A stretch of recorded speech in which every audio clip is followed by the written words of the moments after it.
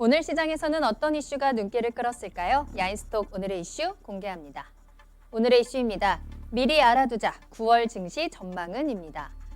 8월의 마지막 거래일이었던 오늘은 코로나19 신규 확진자 수가 200명대에 머무르면서 안도감을 전해줬지만 강화된 사회적 거리두기로 경계감은 여전한 가운데 경제지표 부진으로 인한 투자 심리 위축과 외국인들의 대규모 매도 물량이 출회되면서 결국 코스피는 하락 마감했습니다. 광복절 이후에 코로나19 재확산 우려가 커지면서 시장의 방향성도 또 한 번 변화의 움직임이 포착되는데요. 이런 가운데 내일부터는 9월 증시가 시작됩니다. 전문가들은 코로나19 신규 확진자 수 증가로 실물 경기 위축 우려가 있지만 지난 3월과 같은 패닉 장세가 연출될 가능성은 낮다면서 개인 투자자의 유동성이 여전히 풍부한 만큼 국내 증시 하단을 받쳐줄 것이라고 내다보고 있습니다. 하지만 코로나19 재확산으로 변동성은 커질 것으로 예상되는 만큼 이에 대한 전략도 필요하다고 조언하는데요. 여기에 미국의 추가 경기 부양책과 또 코로나19 백신 개발 기대감 등은 여전히 증시 상승을 이끌 만한 호재도 적지 않다는 분석입니다. 네, 오늘 8월 증시 정리해보면서 9월 증시에 대한 이야기 나눠보도록 하겠습니다. 자, 오늘 월요일이죠. 박준현 운용형님 그리고 김덕호 FA님과 함께 할게요. 두 분 안녕하세요. 안녕하세요. 반갑습니다. 자, 주말을 잘 보내시고 오셨는지 모르겠네요. 자, 사회적 거리두기가 한층 강화됐고요. 그와 함께 시작하는 오늘 증시 8월의 마지막 날이자 또 한 주의 시작인 오늘 증시 시작해봤는데요. 코스피는 하락하면서 출발을 했고 이제 코스닥은 그래도 상승을 해줬습니다. 앞으로 9월 시장은 어떻게 될 수 있을지 우리 이야기 나눠볼 텐데 여러분들 계속 함께 이야기 나눠주시면 되겠습니다. 오늘 월요일 역시나 500명 넘는 분들 함께 하고 계시고요. 계속해서 여러분들 궁금하신 종목도 올려주시길 바랄게요. 잠시 후에도 종목 진단 이어가 보도록 하겠습니다. 궁금하신 종목과 함께 매수가 비중 올려주시면 되고요. 유튜브 실시간 채팅창 그리고 토마토TV 홈페이지 아자아자 게시판 글 남겨주시면 되겠습니다. 자, 오늘도 많이들 오셨어요. JY리님, 주미영님, 이루리님 오셨는데 다다파파님, 그러니까요. 김덕호 FA님 별명이 토마토TV의 유느님 말고 하나 더 있더라고요. 뭔가요? 덕구형.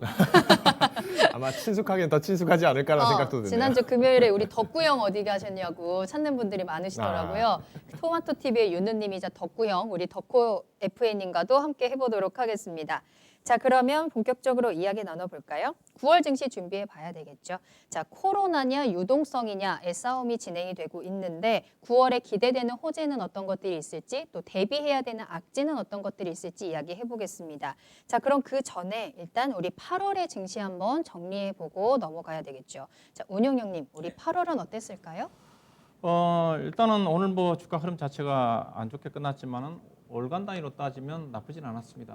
일단은 코스피나 코스닥 시장의 코스피가 월간 단위로 3.4% 상승을 했고요. 네. 코스닥 시장이 4.0% 상승을 했으니까 이에 따라서 이제 코로나 이후에 4월 달부터 상승 전환하기 시작했지 않습니까? 네. 거의 이제 4, 5, 6, 7, 8월까지 해가지고 거의 5개월 연속 일단 양봉으로 끝났어요. 상당히 나쁘진 않았습니다. 나쁘지 않았던데 다만 이제 체감 어떤 종목이라든가 업종에 가까이 있냐에 따라서 체감이 상당히 심했다가 좀 봐야 되겠죠. 네. 왜냐하면 차별화가 극심하게 좀 진행이 좀 됐으니까.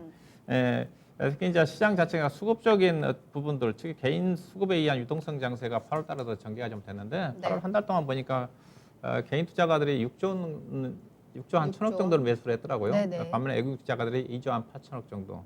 그다음에 나머지 3조 원 이상을 기관 투자가들이 매도를 했으니까 즉 4월 달부터 계속적으로 개인 수급에 의한 유동성 장세가 펼쳐졌으니까 결국은 개인 투자가들이 선호하는 종목들 중심으로 해가지고 수익이 좀 나왔다고 좀 봐야 될 것 같고요. 다만 지금 네. 이제 현재 8월 달을 맞이하는 시점에서 딱 8월 달은 안 좋았느냐, 안 좋았지 않느냐 생각할지 모르겠지만 후반기 때 이제 8월 중순 이후에 그렇죠. 우리가 연휴 잘 쉬고 나서 국내 코로나19가 확산이 좀 됨에 따라서 그때부터 시장이 좀 꺾기 시작을 하면서 변동성이 좀 전개가 좀 돼서 오늘까지 그런 흐름이 나타나고 있는 쪽인데 전반적으로 8월 달 한 달 자체는 나쁘진 않았다고 좀 봐야 될 것 같고요. 네. 전체적으로 시장 자체가 그런 국내 쪽에서 그 정책 이슈라든가 실적 성장주 중심의 뭐 차별화가 좀 전개됐으니까 이에 따라서 주요 종목들 올라간 종목들을 제가 좀 표를 좀 만들어 봤거든요. 네. 대체적으로 보시게 되게 되면 가장 많이 오른 것들이 이제 아무래도 코로나 국면이었기 때문에 치료제 관련 종목들, 코로나19 치료제 관련된 바이오 제약주, 뭐 신풍제약이 가장 많이 떴죠. 네. 신풍제약이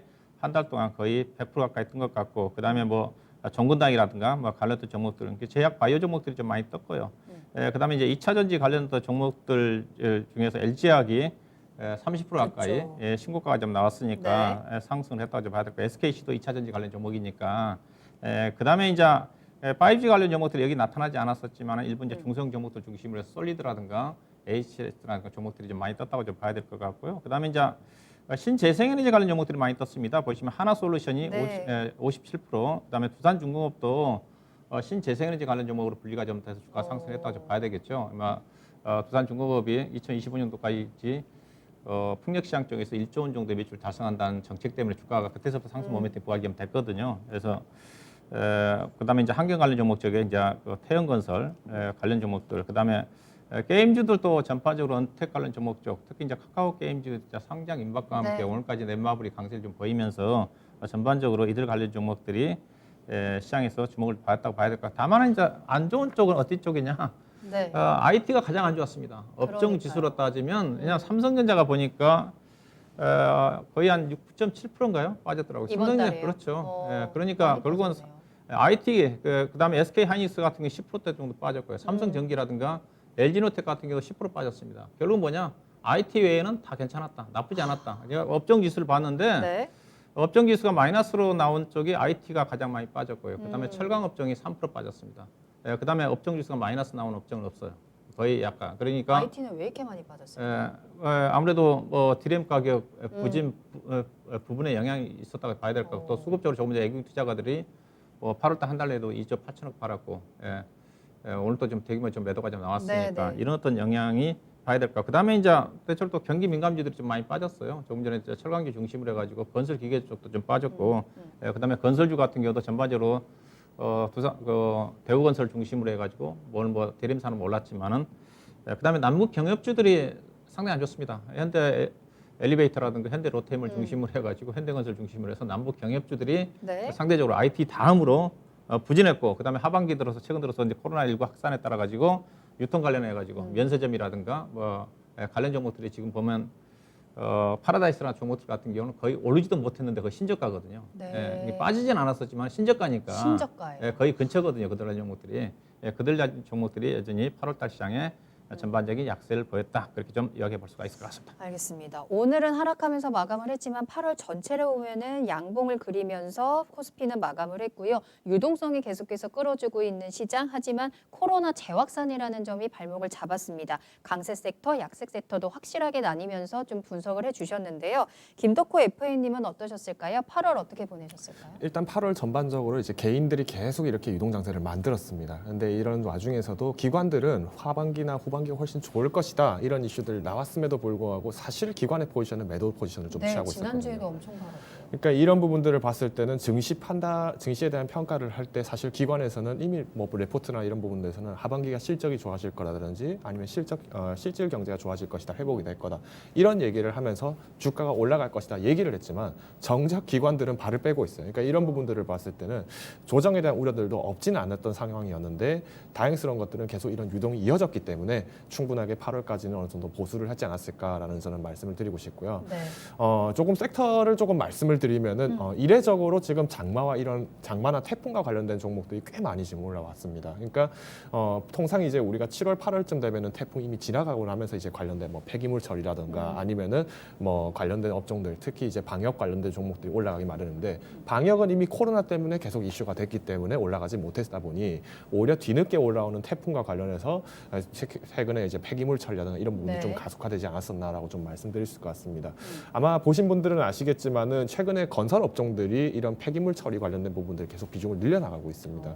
그러니까 내가 건물을 짓지 못하면 폐기물이 나오지 못하는 건 누구나 당연한 얘기인데도 불구하고 이 폐기물을 건설 폐기물 자체만 한정을 짓는 게 아니라 일상생활 폐기물까지도 확장을 시켜서 시장을 늘려나가겠다는 거거든요. 즉 뭐로 가도 나는 쌍두마차를 끌겠다라는 건데 이제 문제는 이제 증시에서의 주가적인 메리트로 봤을 때는 태풍이라는 모멘텀 때문에 올라온 것들이 좀 많았지 않았나라고 좀 정리드릴 것 같습니다. 네. 이제 또 가장 얘기가 나오는 게 이제 2.5단계 이제 사회적 거리두기 격상이 되면서 결국은 언택트라는 부분들이 좀 강세가 나왔는데 사실 언택트가 올랐다라고 봤을 때는 사실 많은 시청자분들도 공감을 하실 겁니다. 기쁜 일이 아니에요, 사실은. 그렇죠. 결국은 이제 셧다운이라든가 이런 부분들이 지금 실질적으로 가게들이 문을 닫고 컨택트로 할 수 있는 게 없다는 거니까. 그렇죠. 대중교통도 지금 이동 시간을 확 줄여버리는 이런 상황까지 나왔기 때문에 전반적으로 경제에는 악영향이 실질적인 경제에 악영향이 되지만 주가는 또 올라간다는 부분들, 이런 부분들을 캐치를 하셔야 된다는 거. 네. 자, 그리고 이제 마지막으로 이제 그린 뉴딜인데요. 실제로 7월 이제 20일 여간부터 이제 그린 뉴딜에 대한 정책들 발표하자마자 그린 뉴딜이나 그린 에너지 관련된 종목들이 다 일제 하락을 했습니다. 그러니까 기대감은 기대감대로 나왔고 이제 기대감 발표했는데 생각만큼 그렇게 재미는 없을 것 같다. 이 정도면 한번 차익 실현하고 이따가 다시 들어간다. 이런 입장들이 꽤 많았었다는 거거든요. 근데 오히려 지금 와서는 조금 더 다시 이런 2차 전지 관련된 부분들이 계속 랠리가 나온 이유는 테슬라향 배터리데이 이런 모멘텀 때문에 올라가는 거기 때문에 결국에는 8월 한 달을 요약을 하자면은 네. 모멘텀의 등락이 되게 심했던 한 달이 아니었을까라고 저는 요약할 수 있을 것 같습니다. 맞습니다. 그 어느 때보다 변동성이 컸던 한 달이 아니었을까 싶습니다. 자, 이제 9월에 대한 이야기를 좀 해볼 텐데요. 말씀드린 것처럼 지난주부터 시작해서 기관들이 굉장히 많이 팔아치웠고 오늘은 특히나 외국인들이 올해 들어서 가장 많은 물량을 쏟아냈거든요. 계속해서 말씀해 주신 것처럼 또 IT 쪽으로 외국인들의 매도 물량이 나오기도 했는데 운영용님, 우리 9월에 외국인들의 수급 방향은 어떻게 체크하실까요? 계속해서 이탈 가능성도 있을까요? 일단은 저는 그 외국인 투자가들은 저는 옛날부터 작년부터 주식을 안 살 거라고 제가 단언을 했거든요. 그 근거가 뭐냐면 네. 외국인 투자가들이 계속 팔 수밖에 없습니다. 왜냐하면 국내 외국인 투자가들이 이제 우리 시가총액에서 차지하는 비중이 높아요. 이게 제가 표를 좀 준비를 했는데 저는 네. 이걸 가지고 얘기를 하는데 현재 외국인 투자가들이 국내 코스피 시장에서 차지한 시가총액 비중이 최근에 이제 매도가 좀 많이 나오면서 38.7인가요? 그래서 지금 35.7 오늘 네. 보니까 어제 기준에서 35.6까지 떨어졌는데 오늘 추가적으로 팔았으니까 한 35.5까지 떨어질 것 같은데요. 비중을 보시다시피 우리나라 외국인 투자 비중, 시가총액 비중이 이제 과거에 가장 많이 차지했을 때가 2006년, 7년도에 43% 정도까지 갔는데 비중이 높습니다. 왜냐하면 우리나라가 지금 고도 성장을 하는 때가 아니거든요. 이게 과거에 2000년도 초반 같은 게 우리나라가 7% 정도, 8% 성장할 때는 외국인 투자 비중이 대체적으로 성장률이 높으면 그만큼 기대수익이 높기 때문에 비중이 높아집니다. 그러면서 네. 자꾸 이제 우리나라 선진국가 되면서 성장률 자체가 떨어지게 되면 기대수익이 떨어지기 때문에 비중을 줄여요. 과거 일본도 그랬거든요. 일본도 90년대 고도 성장할 때는 비중이 30% 넘게 가다가 성장률이 2% 떨어지면서 결국 20%대까지 줄어들거든요. 근데 우리나라 시장 자체가 지금 저성장 국면으로 접어들었는데 2%대인데 미국과 비슷한 성장률이지 않습니까? 어떻게 본다면 작년도 기준으로 본다면 비중이 높습니다. 그래서 외국 투자가들이 저는 추세적으로 팔 수밖에 없다고 봐요. 자연스러운 그렇던 부분들입니다. 결국은 외국인 투자가들의 주식을 팔아서 비중을 줄이든지 그렇지 않으면 현재와 같이 개인 투자가들의 유동성이 증가되면서 개인 투자가들이 계속적으로 주식을 사든지. 그런데 개인 투자가들은 매수만 가지고 안 되죠. 기관 투자가들도 매수를 해야 되는데 기관 투자가들도 팔다 보니까 외국인 투자가들이 이렇게 팔아도 비중이 쉽게 많이 안 줄어듭니다. 왜냐하면 개인 투자, 기관 투자가들 매매 자체는 결국은 개인의 수급에 의해서 결정이 되지 않습니까? 왜냐하면 개인 투자가들이 기관 투자가들한테 펀드에 가입을 해야지 기관 투자가들이 자금 여력이 생기면서 주식을 사는데 지금 시장의 여건 자체가 개인 투자가들이 기관 투자가들한테 돈을 안 맡깁니다. 왜 안 맡기는 이유가 뭐 뻔하지 않습니까? 최근 들어서 일단 수익률이 기대 수익이 못 미치는 부분도 큰 거고 그다음에 최근에 라임 자산 운용 쪽에서 부실 펀드 생겼고 그 이후로 젠틀 펀드라든가 옵티머스 펀드라든가 부실이 생기면서 아마 21개 펀드가 지금 거래 중지됐거든요. 판매가 안 되니까 불안하거든요. 그런 분들이 계속 판매를 합니다. 그러다 보니까 기관 투자가들이 계속 팔 수밖에 없거든요. 원래 일반적으로 개인 수급이 좋아지게 되면 돈이 들어오게 되면 기관 투자가들한테 돈이 들어가거든요. 그래서 함께 기관과 개인 투자가들 매수가 들어오면서 외국인 매도 물량을 소화를 하는데 현재는 지금 개인만이 매수라고 해서 개인 투자가들이 오히려 자산운용사 쪽에서라든가 만기가 되면 빼가지고 직접 투자에 나서거든요. 그래서 외국인 비중이 쉽게 줄어들지 않는다. 그래서 저는 외국인 투자가들의 비중이 계속 줄어들 수밖에 없다. 현재 지금 코스피 시가총액이 1,600조 원입니다. 오늘 종가 기준에서. 그래서 외국인 투자가들이 현재 오늘 기준에서 가지고 있는 자산을 보니까 568조 원을 가지고 있네요. 근데 오늘 삼성전자를 오늘 거의 6천억인가요? 1,000만 주를 팔았으니까 팔았는데 삼성전자가 SK 하이닉스를 팔 수밖에 제가 없다고 얘기를 해요. 왜냐하면 삼성전자하고 SK 하이닉스가 비중이 두 종을 합치게 되게 되면 거의 200조 원이 넘습니다. 이게 전체 560조 원 중에서 삼성전자, SK 하이닉스를 팔 수밖에 없어요. 근데 삼성전자, SK 하이닉스 비중이 어떠냐? 지금 삼성전자 비중이 56%입니다. 거의 최고 수준이에요. 거의 다 가지고 최근에 팔았다 한다 하더라도. 그다음에 SK 하이닉스 같은 경우 지금 54%입니다. 대부분 은행주 같은 경우는 60% 70%대이기 때문에 이게 좋은 주식들은 외국인 투자가들 비중이 너무 많이 찼어요.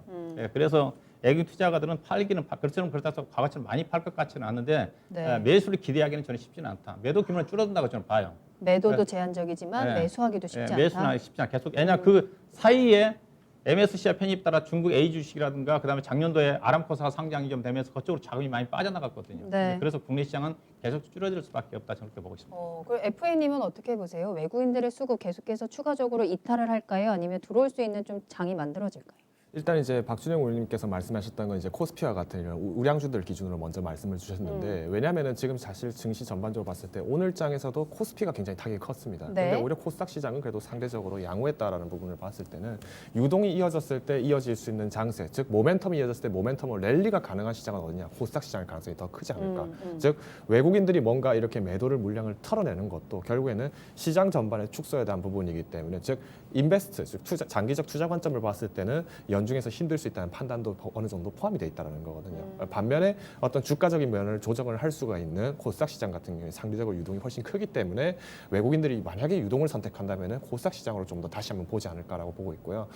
최근 들어서 이제 외국인들 동향들 아마 보신 분들 아시겠지만은 코스피 빠질 때 코스닥으로 또 다시 이동합니다. 그러니까 물량들이 코스닥 빠지면 다시 코스피를 이동하고 이런 부분들이 계속 등락이 반복됐기 때문에 만약에 유동을 계속 유지를 한다면 이런 부분들이 좀 지속되지 않을까라고 저는 1차적으로 판단을 하고 있습니다. 네. 이제 가장 중요한 거는 이제 이런 외국인들이 왜 이렇게 많이 들어왔다가 왜 이렇게 많이 빠지느냐. 이제 특히 이런 우선 우량주와 관련된 이제 삼성전자나 아니면은 뭐 SK 하이닉스나 이런 대형주들을 건드리는 외국인들은 사실 앞으로 다시 뭔가 매도를 했다 하더라도 강한 매수가 어려울 것이다라고 판단한 이유는 제가 지난 시간에 아마 용어를 한번 잠깐 소개드린 게 있을 겁니다. 와타나베 부인이라는 이야기를 한번 했었는데요. 네. 실제로 일본의 과거 이제 2009년도부터 11년도 사이에 이제 일본 사태가 터졌지 후폭풍이 나왔지 않습니까? 2007년도부터 해서 돈이 많은 흔히 말하는 김여사와 같은 우리나라로 치면 김여사님 같은 분들이 해외 투자를 한 겁니다. 왜? 일본 안에서는 사실 소득이 별로 없고 그리고 뭔가 엔화를 가지고 있어도 뭔가 황금 가치를 못하기 때문에 오히려 좀 더 고수익을 노리는 해외 투자를 하겠다는 부분들로 넘어간 거거든요. 즉 지금 현재 우리 많은 동학개미 분들 중에서 해외 주식을 사시는 분들이 이와 좀 일종의 유사한 관계도 없지 않아 있다라고 말씀을 드리는데요. 외국인들 입장에서도 마찬가지입니다. 달러 약세로 떨어졌기 때문에 뭐 미국에 있는 우리나라의 김여사, 일본의 와타나베, 미국의 뭐 스미스 부인과 같은 네. 이런 사람들이 다시 이제 한국 증시를 공략을 했다는 거죠. 그러면 결국 유동 대 유동으로 봤을 때 수익이 가장 높게 탄력이 있는 곳을 찾을 텐데 과연 어디 것이냐? 오히려 저는 코스닥이라고 봅니다. 그래서 다만 이 코스닥 시장도 굉장히 긍정적으로 많이 들어오기보다는 어디 거냐 보수적인 입장에서 나타날 가능성이 굉장히 크지 않을까. 왜냐? 한국이 버텨져도 결국에는 미국 증시가 흔들렸을 때는 한국 증시는 어쩔 수 없이 타격을 받는다는 걸 이미 이 사람들도 알고 있습니다. 그렇기 때문에 좀 더 보수적으로 보지 않을까라는 부분이 보고요.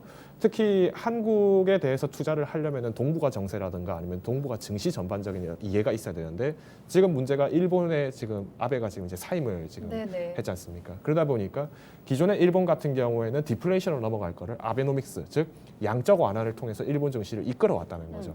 근데 일본마저도 흔들흔들하기 때문에 오히려 만약에 더 한번 저점의 매수 기회다라고 한다면은 외국인들 입장에서 한국에서 다시 일본으로 들어갈 수도 있지 않을까라는 그런 차선적인 어떤 투자 방안들도 같이 보셔야 되지 않을까라고 저는 판단하고 있습니다.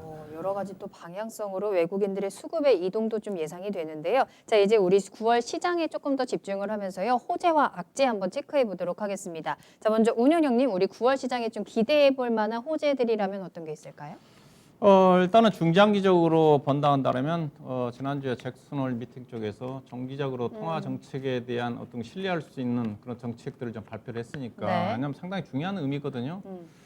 최소한 지난주 이제 잭슨홀 미팅에서 나온 내용으로 봐서는 최소한 2년 내에는 금리를 인상하지 않을 거다. 길게는 네. 7년까지 보는 사람도 있더라고요. 그렇게나 길게요. 즉 네. 저금리 기조가 7년도까지 어. 7년도까지 진행이 된다는 거죠. 이 부분이 가장 큰 요인이죠. 어떻게 보면 위험자산 쪽으로 선호 현상이 좀 더 계속적으로 이어질 수 있는 그런 어떤 부분들이 어떤 안전판 역할을 하지 않겠는가 그렇게 좀 봐야 될 것 같고 그다음에 호재는 아무래도 백신 개발을 좀 봐야 되겠죠.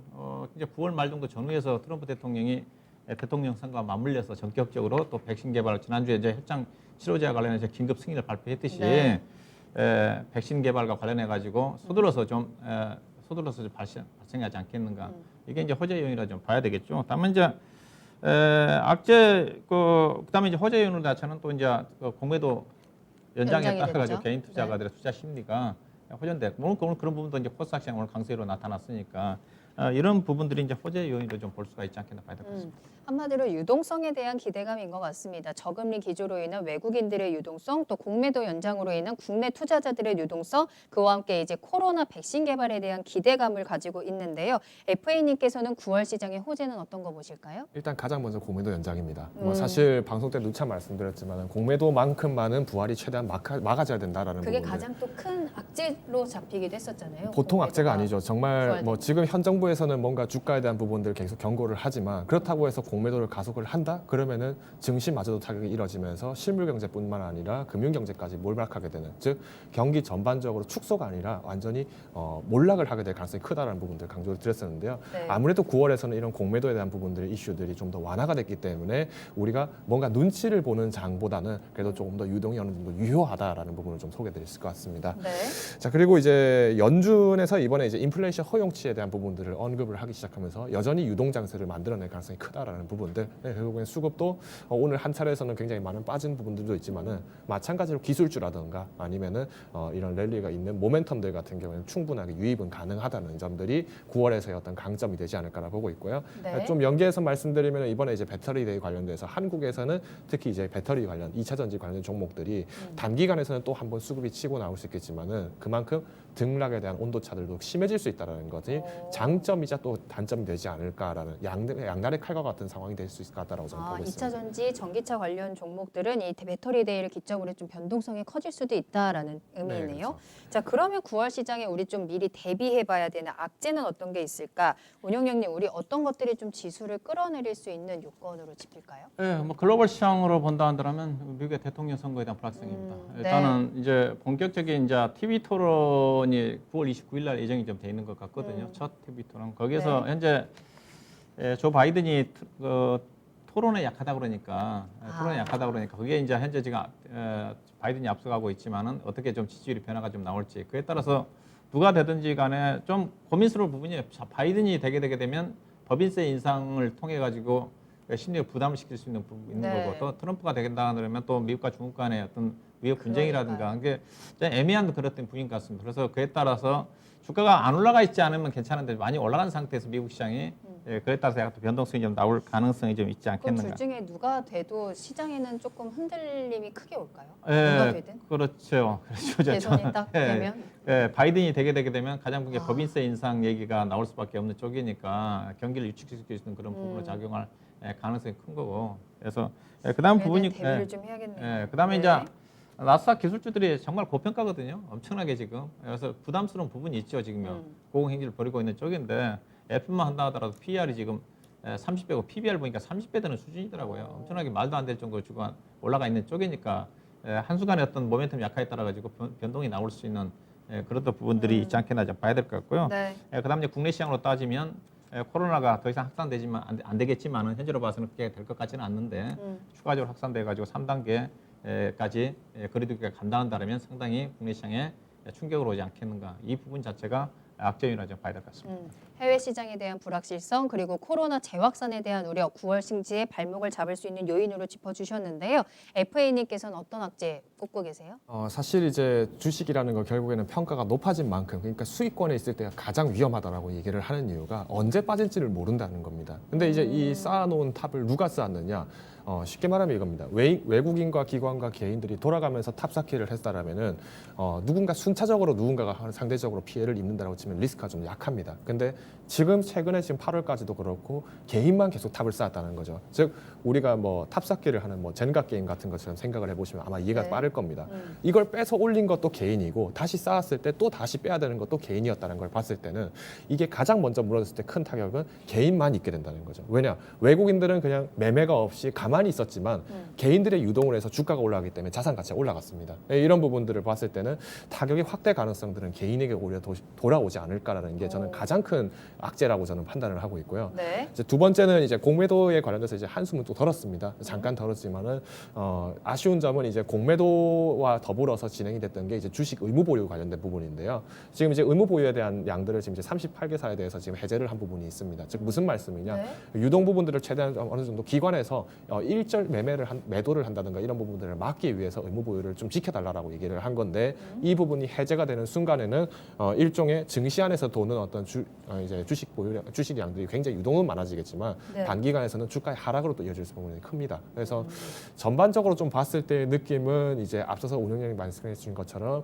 코로나라든가 아니면은 어떤 이제 공매도 관련된 부분들 그리고 어떤 환율에 대한 리스크들 여기에 더불어서 이제 개인들에 의해서 세워진 장세인 만큼 개인들의 타격이 극대화될 수 있다는 이런 부분들을 좀 입지를 보시면은 네. 9월 장세에서는 굉장히 예리한 한 달이 될 수도 있겠다라는 부분을 좀 말씀드리겠습니다. 알겠습니다. 자, 이제 다음 질문으로 넘어가 볼 텐데요. 뭐 앞서도 말씀해 주셨지만 연준에서도 앞으로 금리를 올리지 않겠다라는 이야기도 했었고 국내에서도 기준금리를 0.5%로 또 동결을 했거든요. 이렇게 저금리 기조가 계속해서 장기화될 것으로 보이는데 그럼 우리 이런 상황에서 앞으로도 계속해서 성장주에 조금 더 집중을 해봐야 되는 걸까요? 네, 그렇죠. 뭐 아무래도 저금리 기조가 유지된 상태에서 성장주도 항상 아웃퍼폼한 실적을 좀 냈으니까 네. 이번 연준의 통화 정책으로 인해 가지고 상당 기간 저금리가 진행이 된다 하더라도 아무래도 성장주가 우위에 있지 않겠는가 좀 봐야 될 것 같고요. 네. 단기적으로는 일단 백신 개발이 모멘텀이 좀 될 수가 있어요. 그렇다고 성장주가 계속 가지는 않습니다. 가치주도 가야지 성장주도 탄탄하게 갈 수 있는 거지. 다만 앞서간다는 거죠. 다만 성장주가 많이 떴기 때문에 네. 지나치게 앞서가지는 않을 것으로 봐요. 근데 한 단계 조금 한 걸음 앞서서 가는 흐름은 전개가 좀 된다. 최소한 백신 개발이 성공할 때까지 그 이제 그럼 9월 말 정도 전후까지는 단기적으로 만약 이제 백신 개발 성공하게 되게 되면 네. 가치주 중심으로 해가지고 다시 순환매가 좀 나올 겁니다. 그렇지만은 성장주 중심으로 한 장세는 펼쳐질 수밖에 없어요. 왜냐하면 저금리가 계속됨에 따라 가지고 지금 달러가 지금 약세잖아요. 지금 달러 인덱스가 지금 92까지 내려왔거든요. 달러 약세 자체는 결국 원화의 강세거든요. 네. 오늘 외국인 투자가들이 1조 6천억을 팔았음에도 불구하고 오늘 원 달러 환율이 별로 변동이 없었어요. 네네. 3원밖에 안 올랐지 않습니까? 예, 이 부분 자체는 무슨 말이냐? 결국은 내수주의 달러의 강세는 수출주보다는 수출주가 다 경기 민감주고 가치주이기 때문에 내수주 위주의 성장주들이 이번 달러 강세에 달러 약세에 따라서 원화가 어느 추세적으로 강세를 보일 가능성이 크기 때문에 이 부분도 성장주의 우위 장세가 펼쳐질 가능성이 크다는 부분이고요. 그렇지만은 가치주의 순환매가 전개될 거고 성장주 중심의 현재와 같은 제한적인 차별의 장세가 전개가 좀 된다. 그렇지만 과도하게 성장주가 너무 주가 많이 올라왔기 때문에 과도하게 네. 가지는 않는다. 앞서간다 그런 정도로 좀 말씀드리고 싶습니다. 성장주들 정말 많이 올라왔죠. 하지만 여전히 가능성은 있습니다. 하지만 가치주보다 한 발 정도 앞에 있을 거다라는 의견이었는데요. FA님께서는 어떻게 보세요? 성장주 어떻게 접근할까요? 실제로 이제 성장주에 대해서 가장 중요한 부분들은 이제 시장 전반의 안정화가 필수입니다. 근데 성장주로 다가가기 위해서 지금 방역에 대한 부분들이 계속 나오는 이유가 뭐냐면은 결국에는 이제 인프라에 대한 부분들이 확산이 되려면은 대형 우량주들이 뭔가 버텨주는 목은 결국에는 시장의 회복입니다. 그러니까 네. 실질 시장이 회복이 되지 못하면은 결국에는 실패할 것이다라는 게 성장주에 대한 어떤 가치 포인트고요. 그러면 결국에 이제 국내와 해외에서의 방역 시장은 어떻게 되어 있는가 이 부분들을 먼저 보셔야 됩니다. 그래서 국내에서는 마찬가지로 이번 이제 광화문 집회 사건이라든가 이런 부분 때문에 타격이 컸기 때문에 성장주들도 마찬가지로 조정을 받을 수밖에 없었다는 거거든요. 근데 이거는 국내 증시에 한해서 해석을 했을 때는 그렇지만 전 세계 증시로 봤을 때는 여전히 코로나에 대해서 시장의 축소가 계속 이어지고 있지만 유동은 이어져서 주가는 올라갔었다는 부분들을 설명을 드릴 수 있다는 거죠. 즉 네. 아마 이제 뭐 몇 분들이 이제 또 이렇게 또 찾아보신 분들은 뭐 MSCI 지수에서 뭐 삼성전자 축소나 뭐 이런 것들 얘기가 나왔을 텐데요. 삼성전자만 축소가 된 게 아니라 대부분의 많은 종목들, 특히 기존의 생산 관련된 IT라든가 제조업 부분들은 굉장히 과감한 축소를 단행하고 있습니다. 그렇기 때문에 이런 부분들을 봤을 때는 국내와 해외에서의 온도 차들이 어디가 더 유독 심한가를 봤을 때는 그에 대한 어떤 증시의 타격도 국내 증시에 한해서는 온도 차가 심할 것이다. 이게 첫 번째 포인트고요. 네. 이제 두 번째 성장주에 대한 두 번째 포인트는 바로 이겁니다. 성장주라고 하면 성장을 해야 되는데 네. 성장이 안 됩니다. 지금 문제가. 그러니까 성장을 했다라고 하기에는 앞서서 말씀드린 것처럼 시장 축소 네. 국면이 너무 크기 때문에 성장이 안 되니까 결국에는 이제 성장에 대한 주가 성장을 기대하기보다는 자산 하락 방어입니다. 그래서 앞서서 이제 운영위원님께서 말씀하셨던 것도 한 발 정도 앞서갈 정도일 뿐이지만 아주 매력 있지 않을 것이다라고 하셨던 이유 중 한 가지가 결국은 내가 매력적인 탄력의 수익을 얻기보다는 결국에는 어떤 지수 견인과 같은 느낌으로 상대방어일 뿐이지만 마찬가지로 개별 종목에 한해서의 하락폭들은 오늘 삼성전자와 같이 커질 수도 있다라는 부분들을 감안하고 접근하셔야 되기 때문에 성장주, 그러니까 하락에 대한 가치로만 평가를 하시되 이것을 과감한 투자의 개념을 보시기는 어려울 것이다라고 저는 말씀드리겠습니다. 알겠습니다. 자, 그럼 마지막으로 우리 9월 어떻게 대응 전략을 짜야 되는지 한번 체크해 볼게요. 운영위원님, 우리 9월 그래서 어떻게 대응할까요? 일단은 9월 달까지 올라가게 되면 6개월 연속 양봉이거든요. 네. 좀 부담스럽죠. 그래서 올라가더라도 빠르게 올라갈 것 같지는 않아요. 어떻게 저는 개인적으로 6월 달 시장은 기간 조정이다, 등락 구간이다. 지수 밴드로 따지면 네. 지난번에 제가 2270은 지지가 된다 그랬습니다. 2270도 향후에 충분히 지지가 좀 될 것 같고요. 네. 올라간다 하더라도 2500포인트 잠깐 아래 2480포인트 정도의 등락 구간이다. 그래서 현재 종합주가 지수 2360포인트를 기준으로 해가지고 대체적으로 플러스 마이너스 100포인트 정도 사이에 등락 구간이 전개가 좀 되지 않겠는가 그렇게 말씀 좀 드리고 싶고요. 아무래도 네. 이제 시장의 변동성 부분 자체는 지금 이제 코로나 이후에 글로벌 경제 지표가 어떻게 좀 나오느냐에 따라서 경제 지표에 많이 주목을 하지 않겠는가. 실적도 다 지났으니까 봐야 될 것 같고, 그다음에 아까 얘기했다시피 이제 하순에 갈수록 미국의 대통령 선거 TV 토론 이후에 네. 지지율 변화가 어떻게 좀 되느냐에 따라서 약간 변동이 좀 나오지 않겠는가 좀 봐야 될 것 같고요. 그래서 대응을 좀 해야 될 것 같습니다. 밀고 당기는 매매, 등락 구간이니까 주가가 올라갈 때 오늘처럼 주가가 아침에 20포인트 넘게 올라갔다가 결국은 마이너스 나오지 않습니까? 올라갈 때 따라서 하는 것은 절대적으로 좀 자제할 위험하죠. 필요가 있고, 네. 그렇죠. 다른 종목들도 마찬가지겠죠. 빠지면 사고 올라갈 때는 비중 축소하고, 그러면서 지수가 제한적인 등락이니까 결국은 종목 중심의 장이다. 현재 고객의 탁금이 지난 8월달 이번 7월달에 평균이 46조 원이었거든요. 지금 오늘 54조 원대로 올라섰어요. 이게 이 흐름이 유지가 될 것 같아요. 네. 이 말은 무슨 말이냐? 조금 전에 공매도 연장과 함께 코스닥 시장의 중심에 개별 종목 장세입니다.